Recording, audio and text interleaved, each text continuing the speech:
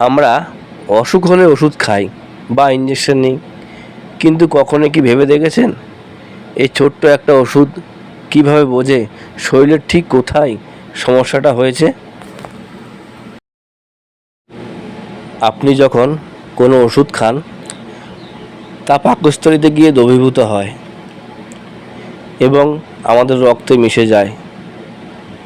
রক্ত তখন এই ওষুধকে সারা শরীরে ছড়িয়ে দেয়। ওষুধের বিশেষ উপাদানগুলো শরীরের সেই নির্দিষ্ট রিসিপ্টর বা জায়গায় গিয়ে আটকে যায় যেখানে সমস্যা হচ্ছে, আর এইভাবেই আমাদের ব্যথা বা জ্বর কমতে শুরু করে।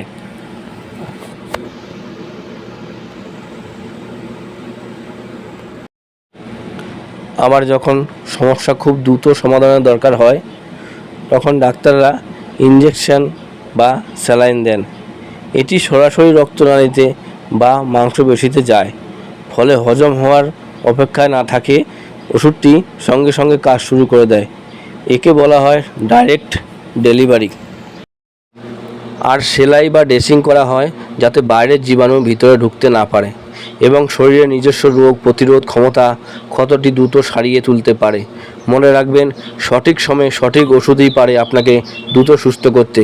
নিজে থেকে ওষুধ না খেয়ে বিশেষজ্ঞের পরামর্শ নিন। সচেতন হন, সুস্থ থাকুন। আপনাদের সেবায় আমি সুব্রত দেবনাথ। ভিডিওটি ভালো লাগলে শেয়ার করে অন্যদেরও জানান। ধন্যবাদ।